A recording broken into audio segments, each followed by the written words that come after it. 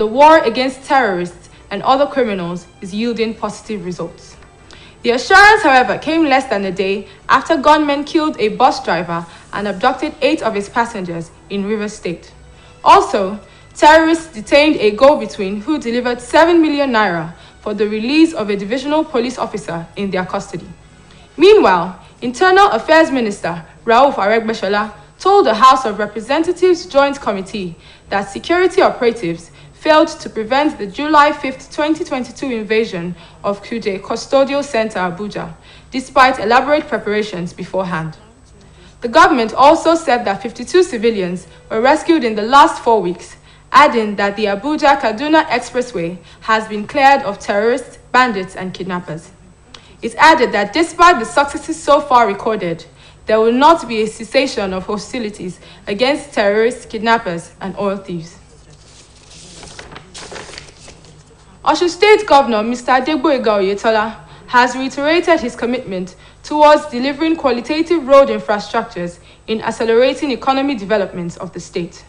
Governor Oyetola gave the assurance during the inspection tour of Osogbo Ifon Road Project as well as Bariwa Road Project in Osogbo, the state capital. Governor's Office correspondent Sanya Onoride files the detailed report.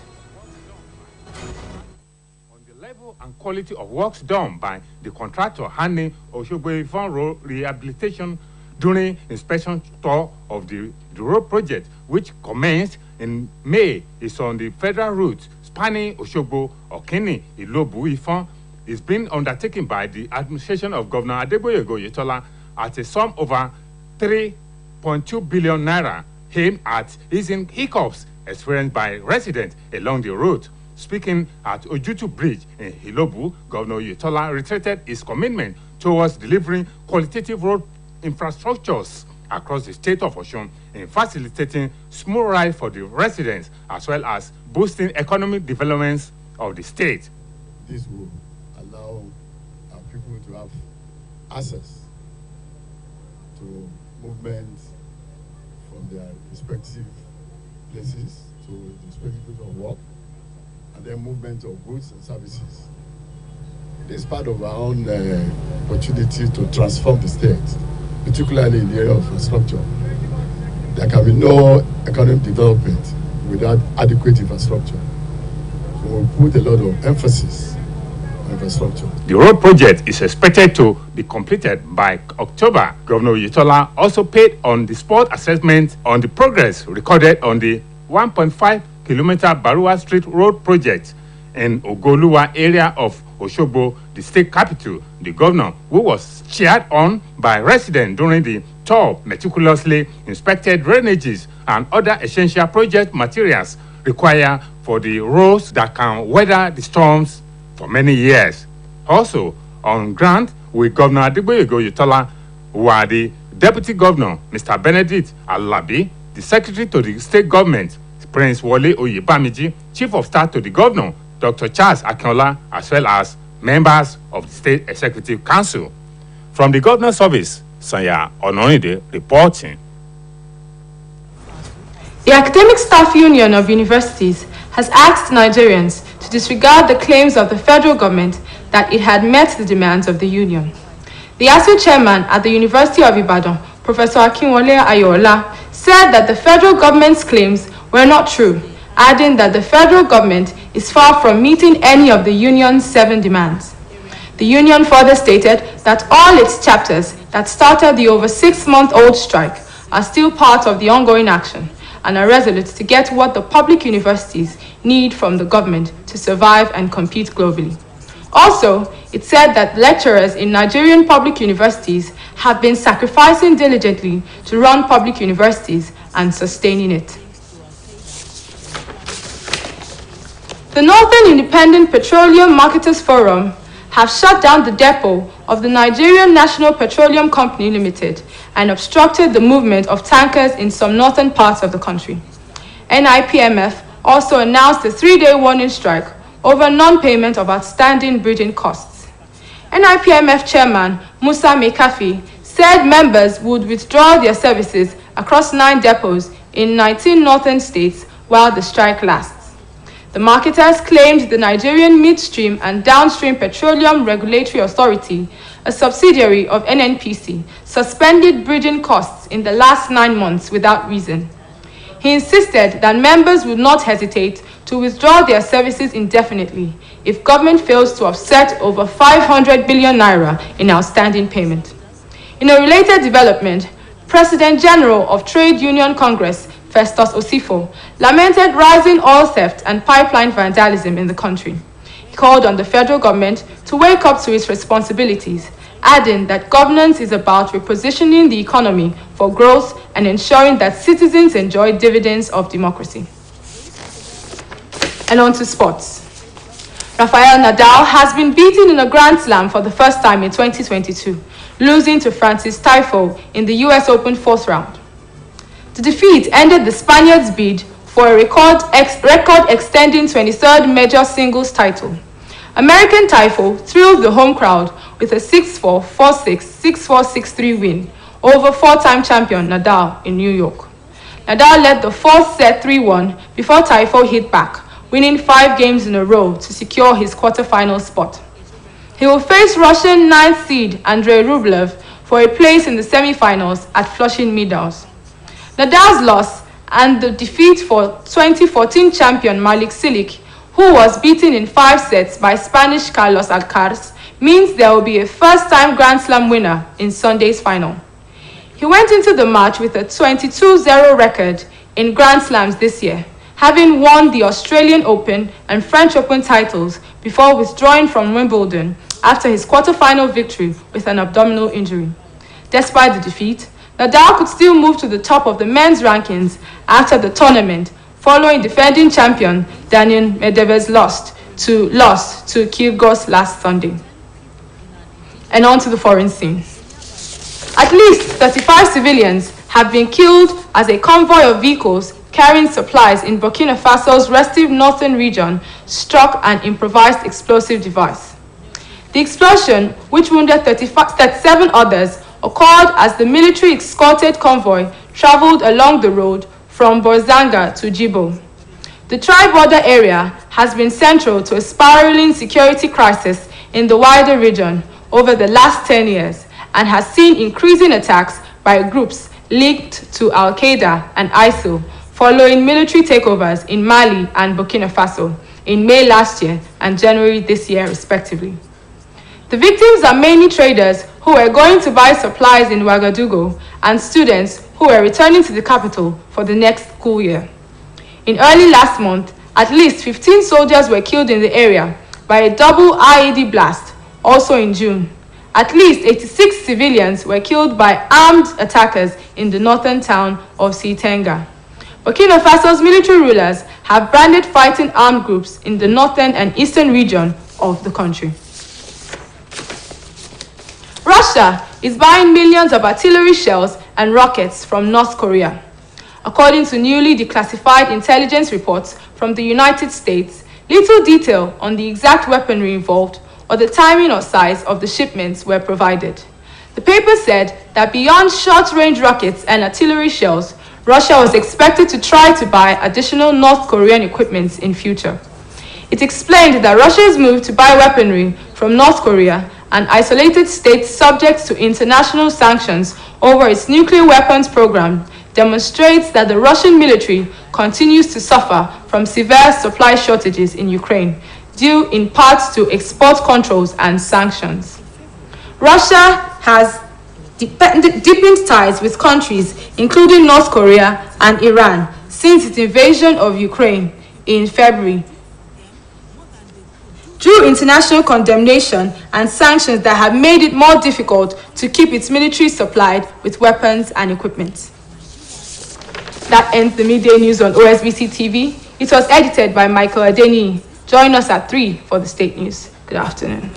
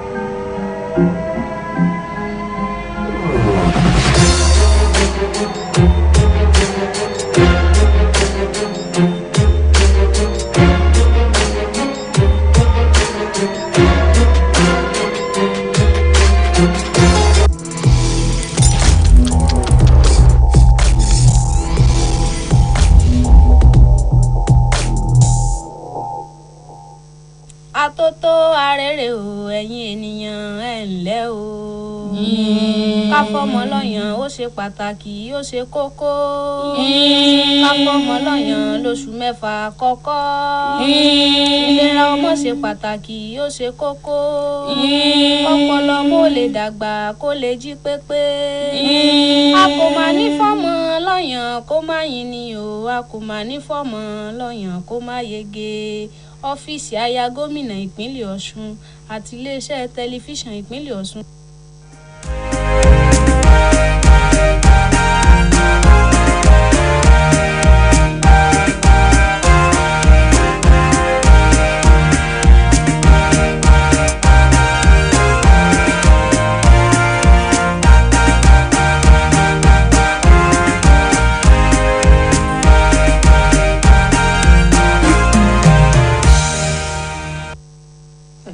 Ìròyìn ọjọ́ kan rí ọ̀làmọ́ àfúnni ọ̀làwùmí ọ̀làníyì lórúkọ mi.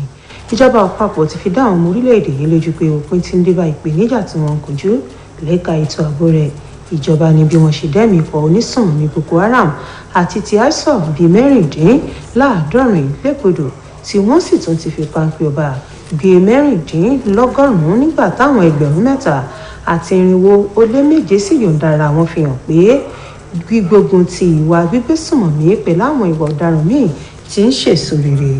Ọ̀rọ̀ ìlójú yìí jẹyọ lẹ́yìn ọjọ́ kan tí ìròyìn gbòde kan pé àwọn tó dé àmọ̀ràn Ògúndẹ̀mí awakùrù kan légbodò tí wọ́n sì tún jí èrò 8 gbé lọ nípínlẹ̀ Rivers.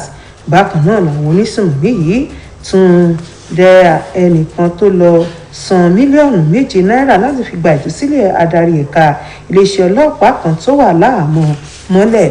Ẹ̀wẹ̀ mínísítà fọ́rọ̀ abẹ́lé lórílẹ̀‐èdè yìí ọ̀gbẹ́ni Rauf Arẹ́gbẹ́ṣọlá sọ fún ìgbìmọ̀ tẹ̀kótó ilé ìgbìmọ̀ aṣojú-ṣòfin ilẹ̀ yìí pé ikọ̀ elétò ààbò kùnà láti pinwọ́ ọ̀là lórí tó ṣẹlẹ̀ láìpẹ́ yìí síbùdó tó ń rí sí ìhùwàsí àwọn tó bá lù páńpẹ́ òfin èyí tó wà ní Kùjé tí wọ́n lọ kọlù lọ́jọ́ 5 oṣù kejì ọdún yìí nílùú Àbújá lẹ́yìn ọ̀pọ̀lọpọ̀ ìgbáradì àwọn olubi ẹ̀dá náà. Bákan náà níjọba tó ṣàlàyé pé àwọn aráàlú 52 ni wọ́n dóòlà ní nǹkan ọ̀sẹ̀ 4 sẹ́yìn pẹ̀lú àfikún pé kò sí tó jọ mọ́ àwọn onísùnmọ̀mí jàǹdùkú àtàwọn ajínigbé mọ́ lójú ọ̀nà Àbújá sí Kaduna. Láì wá fi ti ọ̀pọ̀lọpọ̀ àṣeyọrí wọ̀nyí ṣe kò tí ì sí àrídájú pé wàhálà tó ń tọwọ́ àwọn onísùnmọ̀mí ajínigbé àtàwọn tó ń jí epo rọ̀bì wà tí ì dópin. Gómìnà ìpínlẹ̀ Ọ̀ṣun ọ̀gbẹ́ni Adégbóyèga Oyètọ́lá ti fìdí ìfaratìjọba tó ń darí múlẹ̀ láti túbọ̀ máa ṣe àwọn ojú ọ̀nà tí yóò mú kí ìdàgbàsókè dé bá ètò ọrọ̀ ajé ìpínlẹ̀ yìí. Gómìnà sọ̀rọ̀ ìdánilójú yìí nígbà tó ṣe àbẹ̀wò ṣiṣẹ́ ojú ọ̀nà Òṣogbo sí Ìfọ́n àti tíjọba ìpínlẹ̀ yìí ṣe lágbègbè Bàrúwà lóṣogbo ti ṣe olúìlú ìpínlẹ̀ Ọ̀ṣun. Oníròyìn iléeṣẹ́ yìí lọ́fíìsì gómìnà Sọ̀yà Ọ̀nàrìndé lẹ́kùnrẹ́rẹ́ àbẹ̀ròyìn rèé látẹnu Àbọ́sẹ̀dé Alóńgẹ̀. Gómìnà Adégbóyèga Oyètọ́lá fi ìdùnnú rẹ̀ hàn sí bí kọngílá tó ń ṣe àkànṣe iṣẹ́ àtúnṣe ojú ọ̀nà Òṣogbo sí Ìfọ́n ṣe ń ṣiṣẹ́ náà lásìkò àbẹ̀wò tó ṣe sójú ọ̀nà ọ̀hún tó wá látòṣogbo lọ sí Ọ̀kínì já Ìlóbù títí dé Ìfọ́n tátúnṣe rẹ̀ gbéra sọ lóṣù karùn-ún ọdún yìí tó sì ná ìjọba lówó tó lé díẹ̀ ní bílíọ̀nù 2 náírà. Gómìnà ṣàlàyé pé bó tilẹ̀ jẹ́ pé ojú ọ̀nà ọ̀hún jẹ́ tìjọba àpapọ̀ ìjọba tóun darí ṣàtúnṣe rẹ̀ lọ́nà àti tán ìṣòro táwọn èèyàn tó ń gba òpópónà ọ̀hún ń kojú. Nígbà tó ń sọ̀rọ̀ lórí afárá ojútùú nílùú Ìlóbù, gómìnà Oyètọ́lá tẹnumọ́ bọ́rọ̀ àti ṣe ojú ọ̀nà alálòpẹ́ jákèjádò ìpínlẹ̀ Ọ̀ṣun ṣe jẹ́ ìṣàkóso rẹ̀ lógún kí lílọ bíbọ̀ ọkọ̀ àtàwọn èèyàn lè máa rọrùn kétò ọrọ̀ ajé ìpínlẹ̀ yìí sì rú gọ́gọ́ sí i. Ìrètí wà pé àkànṣe iṣẹ́ náà yóò parí títí oṣù tó ń bọ̀. láti wo àwọn iṣẹ́ tí à ń ṣe lọ́wọ́ torí pé mo fẹ́ kí gbogbo iṣẹ́ tá à ń ṣe lọ́wọ́ kó parí agbára Ọlọ́run. inú mi dùn pẹ̀lú ohun tí mo rí yìí. kọ́ńgílákítọ̀ tó ń ṣiṣẹ́ bí kò ṣe dáadáa. bí wọ́n dẹ̀ ṣe ń báṣẹ́ lọ wọ́n jẹ́ kó yé mi pé títí oṣù kẹwàá máa parí ọ̀nà yìí. so mo wá rọ àwọn èèyàn wa ẹ jọ̀ọ́ ẹ má sáré àṣà ojú pépé àti máa ń sáré jù nígbà tá a bá ní ká sọ̀nà fún yín tó bá tún yẹ tó pè wá pé ẹ wá tún bá wá nǹkan tẹ́ máa fi dáná dúró kò yẹ kó rí bẹ́ẹ̀. gómìnà oyetola tún ṣàbẹ̀wò sí ojú ọ̀nà oní kìlómítà kan àtààbọ̀ tíṣẹ́ ń lọ lọ́wọ́ lórí rẹ̀ lópòpónà bàrúwá tó wà lágbègbè ògoolúwa lọ́ṣogbo tí ṣolúùlú ìpínlẹ̀ ọ̀ṣun. ńṣe làwọn èèyàn àdúgbò yìí tú yáyá jáde láti kí gómìnà káàbọ̀. ọ̀gbẹ́ni oyetola wo àwọn kòtò ìdaminù lápàtó lápásí ojú ọ̀nà ọ̀hún àtàwọn ohun èlò tágbàṣẹ́ṣe fi ń ṣiṣẹ́ láti mọ bójú ọ̀nà yìí yóò ṣe jẹ́ ojúlówó sí tí yóò sì lálòpẹ́. lára àwọn èèyàn tó bá gómìnà kọ́wọ́rìn ní igbákejì rẹ̀ ọ̀gbẹ́ni benedict alabi akọ̀wé ìjọba ọmọọba wọlé oyèbámíjì olórí àwọn òṣìṣẹ́ lọ́fíìsì gómìnà ọ̀mọ̀wé charles akínọlá àtàwọn ọmọ ìgbìmọ̀ aláṣẹ ìjọba. àbọ̀sẹ̀dé àlùngẹ̀ fún iléeṣẹ́ OSBC. ẹgbẹ́ àwọn olùkọ́ ilé ẹ̀kọ́ fásitì lórílẹ̀‐èdè yìí ti ké sáwọn ọmọ ilẹ̀ nàìjíríà pé kí wọ́n fetí palaba gbogbo nǹkan tíjọba àpapọ̀ ń sọ kiri pé òun ti ṣe gbogbo àwọn nǹkan tẹ́gbẹ́ náà ń béèrè fún. alága ẹgbẹ́ asuu ẹ̀ka ti fásitì ìbàdàn ọ̀jọ̀gbọ́n akínwọlé ayọ̀ọ́lá sọ pé kò sóòótọ́ olóòkan nínú tíjọba àpapọ̀ ń sọ kiri pẹ̀lú àlàyé pé ìjọba ò jólóòtọ́ nípa àwọn ìpàdé tó bá ẹgbẹ́ náà ṣe lórí àwọn nǹkan tí wọ́n ń béèrè fún èyí tó pè ní méjì ọ̀tọ̀ọ̀tọ̀. ẹgbẹ́ náà tún wá fi kún ọ̀rọ̀ rẹ̀ pé gbogbo ẹ̀ka ẹgbẹ́ náà tó bẹ̀rẹ̀ ìyanṣẹ́lódì láti bí oṣù 6 sẹ́yìn ni láti lè jẹ́ kí ìjọba yanjú gbogbo ìṣòro tí wọ́n ń kojú kí ẹ̀ka ètò ẹ̀kọ́ fásitì ilẹ̀ yìí bá lè bára dọ́gba pẹ̀lú tàwọn akẹgbẹ́ rẹ̀ lágbàáyé kí ó sì máa léwájú lẹ́nu iṣẹ́ tí wọ́n yàn láàyò. bákan náà lọ́jọ̀gbọ́n akínwọlé ayọ̀ọ́lá tó fi kún ọ̀rọ̀ rẹ̀ pé gbogbo àwọn olùkọ́ ilé ẹ̀kọ́ fásitì ló ti kópa tó jọjú lọ́nà àti jẹ́ kí àwọn ilé ẹ̀kọ́ náà ó túbọ̀ dúró re. ẹgbẹ́ àwọn oníṣòwò epo pẹtiró lápá àríwá orílẹ̀-èdè yìí ti ibùdó ìṣepo lọ́jọ́sí tó wà lápá àríwá ilẹ̀ yìí ti ẹgbẹ́ àwọn oníṣòwò epo pẹtiró lápá àríwá orílẹ̀-èdè yìí ti ibùdó ìṣepo lọ́jọ́sí tó wà lápá àríwá ilẹ̀ yìí pa tí wọn kò sì jẹ́ kí gbogbo àwọn ọkọ̀ akẹ́pọ̀ ráàyè kọjá. ẹgbẹ́ náà tún kéde ìyanṣẹ́lódì ọlọ́jọ́ mẹ́ta tí wọ́n fi ń ṣèkìlọ̀ nítorí bí wọ́n ṣe jẹ wọ́n láwọn owó kan. alága ẹgbẹ́ náà musa yaya sọ pé àwọn ọmọ ẹgbẹ́ kò ní ṣiṣẹ́ láwọn ibùdó ìṣepo lọ́jọ́sí 19 tó wà lápá àríwá orílẹ̀-èdè yìí lákòókò ìyanṣẹ́lódì ọlọ́jọ́ mẹ́ta náà. àwọn oníṣòwò epo pẹtiró náà ni wọ́n fà kékọrí pé ẹ̀ka tó wà nípinnu epo pẹtiró nínú àjọ nnpc ló má sọ̀rọ̀ bá sísan owó yìí fún wọn láti bí oṣù 9 sẹ́yìn. bẹ́ẹ̀ ni kò sí ohun tó ṣokùnfà ìgbésẹ̀ náà. ó ní ó dìgbà tí ìjọba àpapọ̀ bá tó san 500 bílíọ̀nù náírà jẹ́lẹ̀ owó náà káwọn tó padà sẹ̀mí iṣẹ́. bákan náà ládarí ẹgbẹ́ tuc festus osifo bẹnu àtẹ́lu bí wọ́n ṣe ń jí epo rọ̀bì gbé tí wọ́n sì ń ba ọ̀pá epo jẹ́ lórílẹ̀‐èdè yìí. ó rọ ìjọba àpapọ̀ láti jí gìrì sí ojúṣe rẹ̀ pẹ̀lú àfikún pé ojúṣe ìjọba ni láti mú ìdàgbàsókè bá ètò ọrọ̀ ajé káwọn èèyàn orílẹ̀-èdè yìí sì rí èrè jẹ ìjọba tiwantiwa.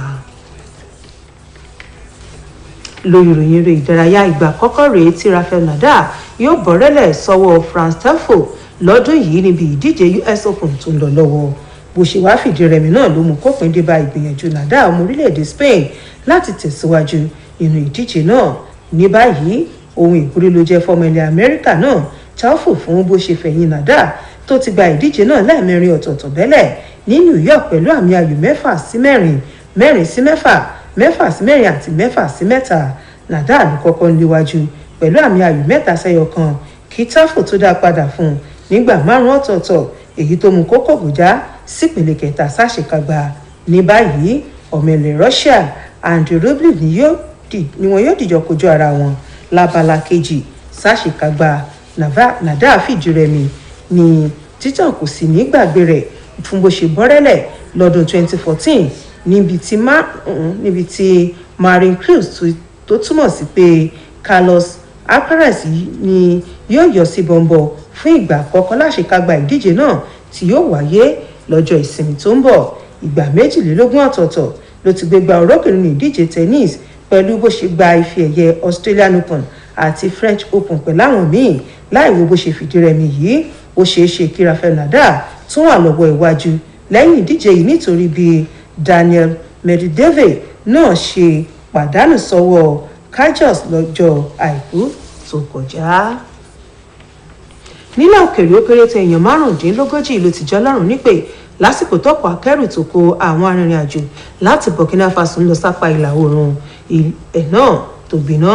Ohun àbúgbàmù tó dún náà ló ṣokùnfà bí èèyàn 37 ṣe farapa tíṣẹ̀lẹ̀ náà sì ṣẹ̀ lásìkò tí ọkọ̀ àwọn ológun rìnrìn àjò láti ojú ọ̀nà Bonzaga sí Dìbò agbègbè ẹnubodè Tree ló jẹ́ ibi tí làásìgbò ètò ààbò ti sábà máa ń ṣẹlẹ̀ lẹ́kùn náà láti bí ọdún 10 sẹ́yìn tó sì jẹ́ pé ojoojúmọ́ làwọn ikọ̀ ọlọ̀tẹ̀ Al-Qaeda àti ISIL máa ń pitú ọwọ́ wọn lẹ́yìn táwọn ológun gbàkóso Mali àti Burkina Faso lóṣù karùn-ún ọdún tó kọjá àtòṣù kìíní ọdún yìí.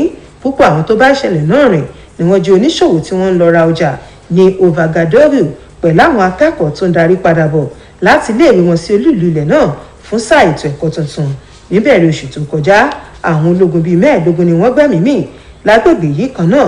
Bẹ́ẹ̀ lọ́mọ ṣorí lóṣù kẹfà níbi táwọn aráàlú bíi 76 ti jọlọ́run nípè lásìkò ìkọlù tí wọ́n ṣe sápá àríwá ṣe láńgà. Ní báyìí orílẹ̀-èdè Burkina Faso ti ṣe àlàkalẹ̀ àwọn ológun tí yóò dojú ìjà kọ àwọn onísùnmọ̀mí lápá àríwá àti ìlà oòrùn ilẹ̀ náà. Nínú ìròyìn mi, orílẹ̀-èdè Russia ti ra àwọn èròjà ogun ẹgbẹ̀lẹ́gbẹ̀ mílíọ̀nù láti North Korea gẹ́gẹ́ bí ìwádìí àjọ ọ̀tẹlẹ̀múyẹ́ láti ilẹ̀ Russia ṣe fi léde ẹ̀kúnrẹ́rẹ́ nípa àwọn èròjà ogun náà tó fi mọ́ àkókò àti bó ṣe pọ̀ sí ló wà nínú ìwé tó ṣe kókó nípa àwọn èròjà yìí. Àkọọ́lẹ̀ náà fi hàn pé yàtọ̀ sí ọta ìbọn àtàwọn èròjà ogun míì, orílẹ̀-èdè Russia tún ń gbèrò láti ra àwọn èròjà ogun ní North Korea lọ́jọ́ iwájú. Àkọọ́lẹ̀ náà ṣàlàyé pé orílẹ̀-èdè Russia ń gbèrò láti ra nǹkan ìjagun ní North Korea kó tó jẹ́ orílẹ̀-èdè tó ń kojú ìjà látọwọ́ àwọn orílẹ̀-èdè lágbàáyé lórí ọ̀rọ̀ nǹkan ìjagun. Orílẹ̀-èdè Russia ló ń fẹ́ kókàn àjọṣepọ̀ tó yí dandan wà láàrin òun àti orílẹ̀-èdè bíi North Korea àti Iran látìgbà tí Ukraine àti Russia ti ń kojú ara wọn lóṣù kejì ọdún yìí, èyí tó mú káwọn orílẹ̀-èdè lágbàáyé kó bẹnu àtẹ́lu ìgbésẹ̀ náà àti ìjìyà èyí tó yẹ kó tó ṣòro láti mójútó nǹkan ogun tó wà lákàtà wọn. Èyí ló pin ìròyìn ọjọ́ kan rí fún ti àkókò yìí. Olúwarántí Ọ̀jẹ́wùmí lólóòtú. Ìyókù tó di aago 7 kọjá ìṣẹ́jú 15 nígbà tá a mú ìròyìn ìpínlẹ̀ Ọ̀ṣun wà fún yín títí ìgbà náà. Kú kalẹ̀.